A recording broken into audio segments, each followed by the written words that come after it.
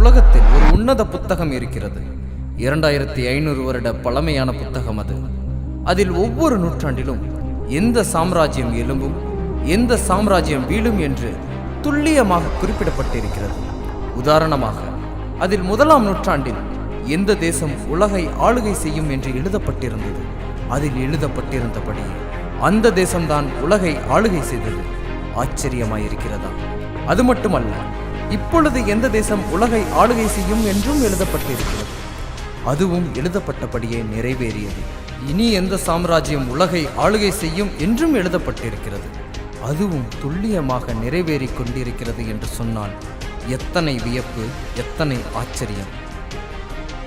அதே வியப்போடு, அதே ஆச்சரியத்தோடு அந்த உன்னத புத்தகம் எது, எப்பொழுது எழுதப்பட்டது, எத்தனை சாம்ராஜ்யங்களை இந்த புத்தகம் துல்லியமாக கணித்திருக்கிறது, அடுத்து உலகை ஆளுகை செய்யும் அரசாங்கம் எது என்ற கேள்விக்கு வியப்போடு காத்திருப்போம். அந்த உன்னத புத்தகம் கிறிஸ்தவர்கள் பொக்கிஷமாக வைத்திருக்கிற பரிசுத்த வேதாகமத்தில் 27ஆம் புத்தகமாக அமைந்திருக்கிறது. அதுவே தானியேல் தீர்க்கதரிசன புத்தகம். இந்த புத்தகம் எழுதப்பட்ட காலமும் இதில் நடந்த சம்பவமும் 2500 வருடங்களுக்கு முந்தினது. கிமு 500க்கு முன் எழுதப்பட்டது. இந்த புத்தகத்தில் ஒவ்வொரு காலத்தில் எழும்பின ராஜ்யங்களை பற்றியும் இனி வரப்போகும் சாம்ராஜ்யத்தை பற்றியும் நாம் தெரிந்து கொள்வதற்கு முன்பாக ஒரு முக்கியமான சம்பவத்தை தெரிந்து கொள்ள வேண்டும். 2500 வருடங்களுக்கு முன்பாக பாபிலோன் நாடுதான் உலகை ஆண்ட மிகப்பெரிய சாம்ராஜ்யம். அந்த பாபிலோன் ராஜ்யத்தின் ராஜாதான் நேபுகாத்நேச்சார். ராஜாவாகிய நேபுகாத்நேச்சார் தான் ஆட்சிக்கு வந்த 2ஆம் வருஷத்திலே தூங்கிக் கொண்டிருக்கும் போது ஒரு கனவு கண்டான். அந்த கனவினாலே தூக்கம் கலைந்தது. அவன் நிம்மதியும் தொலைந்தது. காரணம், அவன் கண்ட கனவு மறந்து போனான். அதனாலே துக்கம் நிறைந்து போனான். உடனே எழுந்து ராஜ்யத்தின் ஞானிகள், சாஸ்திரிகள், ஜோசியர், சூனியக்காரர், கல்தையர் எல்லோரையும் அழைப்பித்தான். அழைத்து, படுக்கையிலே ஒரு கனவு கண்டேன். அந்த கனவினாலே தூக்கம் கலைந்தது, நிம்மதி தொலைந்தது. படுக்கையில் எழுந்தவுடனே கனவும் மறந்தது என்றான். ஆகையால் நீங்கள் என் மனதில் தோன்றின கனவையும் சொல்ல வேண்டும், அதன் அர்த்தத்தையும் சொல்ல வேண்டும் என்று கட்டளை கொடுத்தான். அதற்கு அவர்கள், கனவை நீர் சொன்னால் மட்டுமே அர்த்தத்தை எங்களால் சொல்ல முடியும். மனதில் தோன்றின கனவை சொல்வதற்கு நாங்கள் என்ன கடவுளா? இது மனிதனால் அல்ல, கடவுளால் மட்டுமே முடியும் என்றார்கள். அவர்கள் சொன்னது உண்மைதான். மனிதனால் மற்றவர்கள் மனதில் உள்ளதையும் எதிர்காலத்தை பற்றியும் கண்டுபிடிக்க முடியுமா? நிச்சயம் முடியாது. ஆனால் ஒருவனை தவிர. யார் அவன்?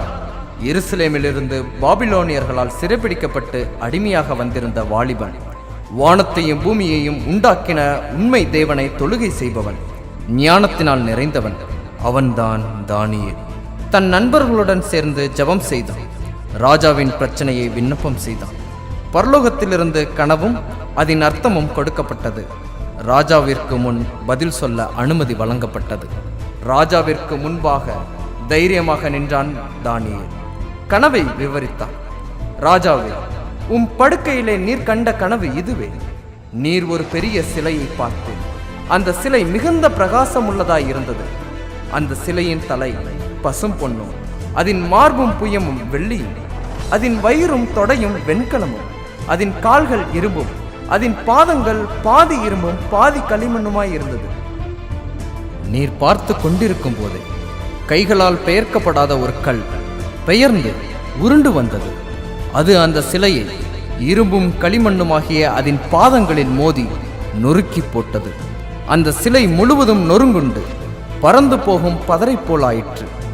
நீர் கண்ட கனவு இதுதான் என்றான் தானியேல். இதற்கு தானியேல் கொடுத்த அர்த்தம் என்ன? இந்த கனவில் வந்த ஒவ்வொரு பொருளும் ஒவ்வொரு ராஜ்யத்தை குறிக்கிறது. தங்கம் எந்த ராஜ்யத்தை குறிக்கிறது? வெள்ளி எந்த ராஜ்யத்தை குறிக்கிறது? வெண்கலம் எந்த ராஜ்யத்தை குறிக்கிறது? இரும்பு எந்த ராஜ்யத்தை குறிக்கிறது? இரும்பும் களிமண்ணும் எந்த ராஜ்யத்தை குறிக்கிறது? இந்த கேள்விகளுக்கான பதிலும் கனவின் அர்த்தத்துக்காக காத்திருப்போம். பொன்னினாலான 1ஆம் ராஜ்யம் எதை குறிக்கிறது தெரியுமா? பொன்னினாலான தலை பாபிலோன் சாம்ராஜ்யத்தை குறிக்கிறது என்றான் தானியேல். ராஜாவே, நீர் ராஜாதி ராஜாவாய் இருக்கிறீர். பரலோகத்தின் தேவன், உமக்கு ராஜரீகத்தையும் பராக்கிரமத்தையும் வல்லமையையும் மகிமையையும் அருளினார். பொன்னான அந்த தலை நீரே என்று நேபுகாத் நேச்சாரை பார்த்து தானியேல் கூறினார். வேதாகமத்தில் பல இடங்களில் பாபிலோனை பொன்னோடு ஒப்பிடப்படுகிறது. பொற்காலத்தின் பொன்னான ராஜ்யம் என்று பாபிலோனை சரித்திர ஆசிரியர்கள் குறிப்பிடுகிறார்கள். இந்த உலகத்தை 66 ஆண்டுகள் பாபிலோன் சாம்ராஜ்யம் ஆளுகை செய்தது. வெள்ளியினாலான மார்பு எந்த ராஜ்யத்தை குறிக்கிறது? வெள்ளியினாலான மார்பு பாபிலோனை வீழ்த்தி எழும்பிய மேதிய பெர்ஷிய ராஜ்யத்தை குறிக்கிறது.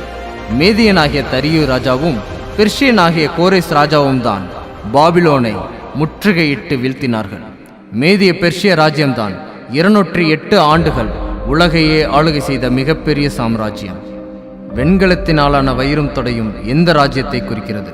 வெண்கலத்தினாலான வயிறும் தொடையும் மேதிய பெர்ஷிய ராஜ்யத்தை வீழ்த்தி எழும்பிய கிரேக்க சாம்ராஜ்யத்தை குறிக்கிறது.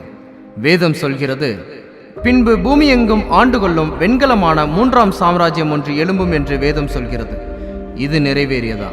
ஆம், நிறைவேறியது. லட்சக்கணக்கான இராணுவ வீரர்களை கொண்ட மேதிய பெர்ஷிய ராஜ்யத்தை சில ஆயிர இராணுவ வீரர்களை கொண்டே கைப்பற்றினார் கிரேக்க ராஜ்யத்தின் அரசன் மாவீரன் அலெக்சாண்டர். பின்பு அவன் வெற்றிக்கு எல்லைகள் இல்லாமல் பூமி எங்கும் கால் பதித்தார். கிரேக்க சாம்ராஜ்யம் பூமி எங்கும் ஆளுகை செய்யும் என்று வேதாகமம் முன்னதாகவே தீர்க்க தரிசனத்தினால் உரைத்தது ஆச்சரியமல்லவா? கிரேக்க சாம்ராஜ்யம் 163 ஆண்டுகள் பூமியை ஆளுகை செய்தது. இரும்பினாலான கால்கள் எந்த ராஜ்யத்தை குறிக்கிறது? இரும்பினாலான கால்கள் பூமி எங்கும் ஆளுகை செய்த கிரேக்க சாம்ராஜ்யத்தை சதித்திட்டம் போட்டு வீழ்த்திய ரோம சாம்ராஜ்யத்தை குறிக்கிறது. ரோம சாம்ராஜ்யம் எல்லா தேசத்தையும் நொறுக்கி தகர்த்து போட்டு உலகையே ஆளுகை செய்தது. அதைத்தான் வேதாகமம் 4வது ராஜ்யம் இரும்பை போல உரமாயிருக்கும். இரும்பு எல்லாவற்றையும் எப்படி நொறுக்கி சின்ன பின்னமாக்குகிறதோ அப்படியே இது நொறுக்கி போடுகிற இரும்பை போல அவைகளை எல்லாம் நொறுக்கி தகர்த்து போடும் என்று வேதாகமம் கூறுகிறது. வேத வசனம் முன்னுரைத்தபடி இரும்பு எப்படி எல்லாவற்றையும் நொறுக்குகிறதோ அதே போல ரோமராஜ்யம் ஒடுக்குகிறவர்களாகவும் அடக்குகிறவர்களாகவும் அதிக வரி வசூலிக்கிறவர்களாகவும் கடுமையான தண்டனை கொடுக்கிறவர்களாகவும் இருந்தனர். இயேசு கிறிஸ்து பூமியில் வாழ்ந்தபோது இந்த ராஜ்யம்தான் ஆளுகை செய்தது. சுமார் 646 ஆண்டுகள் உலகை ஆளுகை செய்தது. இரும்பும் களிமண்ணுமான பாதங்கள் எந்த ராஜ்யத்தை குறிக்கிறது? உலகை ஆளுகை செய்ய போகும் கடைசி சாம்ராஜ்யம் எது? அர்த்தத்துக்காக காத்திருப்போம். இரும்பும் களிமண்ணுமான பாதங்கள் எந்த ராஜ்யத்தை குறிக்கிறது என்று வேதம் தெளிவாக சொல்கிறது. பாதங்களில் 2 விதமான பொருட்கள் கலந்திருக்கிறது. ஒன்று இரும்பு, மற்றொன்று களிமண். இரும்பு என்பது ரோம சாம்ராஜ்யத்தை, ரோம அரசாங்கத்தை குறிக்கிறது என்பதை பார்த்தோம். ரோம சாம்ராஜ்யம்தான் இவ்வுலகை ஆளுகை செய்ய போகும் கடைசி சாம்ராஜ்யம். ஆனால் ரோம அரசாங்கமும் ரோம சாம்ராஜ்யமும் இம்முறை தனிச்சையாக அல்ல, களிமண்ணோடு சேர்ந்து உலகை ஆளப்போகிறது. களிமண் என்பது எதை குறிக்கிறது?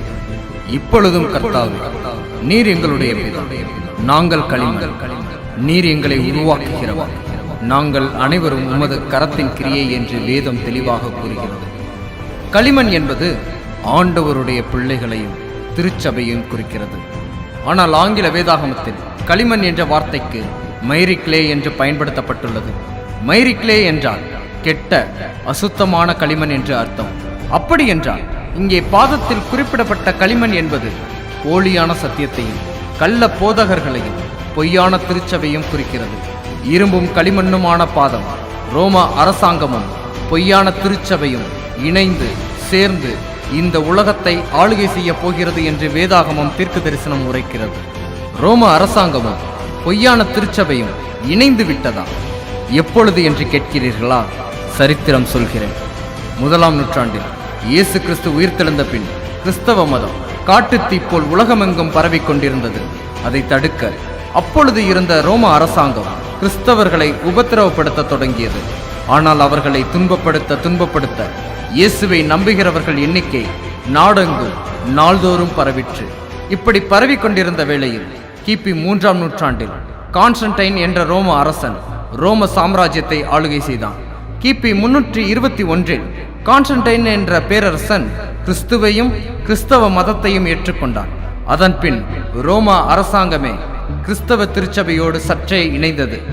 ஆனால் சில வருடங்களிலே கிறிஸ்துவை ஏற்றுக்கொண்ட ரோம அரசாங்கம் கிறிஸ்துவின் வார்த்தைகளை ஏற்றுக்கொள்ளவில்லை.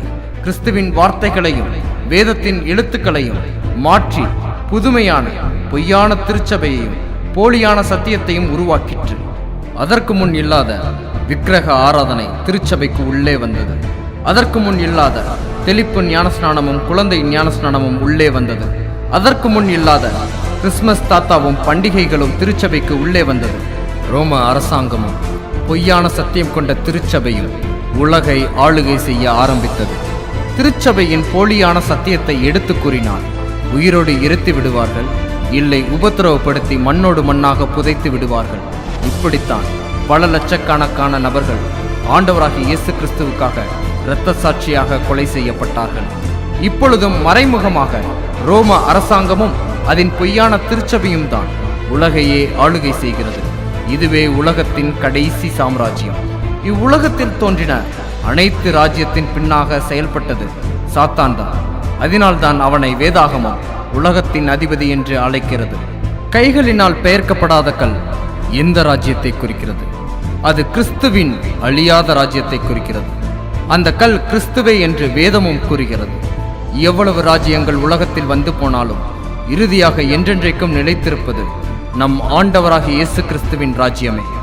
வேதாகமம் சொன்னபடியே பாபிலோன் ராஜ்யம் உலகை ஆளுகை செய்தது. வேதாகமம் சொன்னபடியே மேதிய பெர்ஷிய ராஜ்யம் உலகை ஆளுகை செய்தது. பூமியெல்லாம் ஆளுகை செய்யும் என்று வேதம் சொன்னபடியே கிரேக்க ராஜ்யம் உலகை ஆளுகை செய்தது. வேதம் சொன்னபடியே இரும்பை போல நொறுக்கி போடும் ரோம ராஜ்யம் ஆளுகை செய்தது. வேதம் சொன்னபடியே ரோம சாம்ராஜ்யமும் பொய்யான திருச்சபையும் உலகை ஆளுகை செய்து கொண்டிருக்கிறது.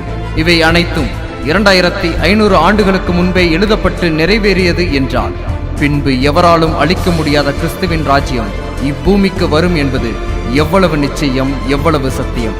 அவர் ராஜாதி ராஜாவாய் எக்காலம் துணிக்க தூதர்களுடன் கண்கள் யாவும் காணும்படியா மிகுந்த பிரகாசத்தோடு திரும்பி வருவார். பாவத்திலிருந்து மீட்க முதல் முறை இவ்வுலகத்திற்கு இரட்சகராய் வந்தார். பாவ உலகத்திலிருந்து மீட்க இப்பொழுது ராஜாவாய் 2ஆம் முறை வரப்போகிறார். சாத்தானின் அதிகாரத்தினால் உங்கள் வாழ்க்கை நம்பிக்கையற்றதாக காணப்படுகிறதா?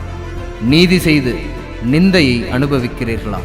உண்மையாயிருந்து உபத்திரவப்படுகிறீர்களா? கவலை வேண்டாம், நிச்சயமாக முடிவு உண்டு. பரலோக ராஜ்யம் சமீபித்திருக்கிறது. அவரை மட்டும் நம்பி அவருக்காக காத்திருங்கள். அவர் தம்முடைய ராஜ்யத்தில் சேர்த்துக்கொள்வார். இன்றைக்கு நாம் ஏறெடுக்க வேண்டிய ஜெபம்: உலகத்தில் உம்முடைய ராஜ்யம் வருமோ, எங்கள் உள்ளத்தில் உம்முடைய ராஜ்யம் வர வேண்டும். அப்பொழுதே உம்முடைய குணத்தை முற்றிலும் பிரதிபலிப்போம். ஆண்டவரே, உம்முடைய ராஜ்யம் இவ்வுலகத்தில் வரும்போது அடியாரை நினைத்தருளும் என்பதே நம்முடைய ஜெபமாக இருக்கட்டும். தேவன் தாமே உங்கள் அனைவரோடும் கூட இருப்பாராக. ஆமென்.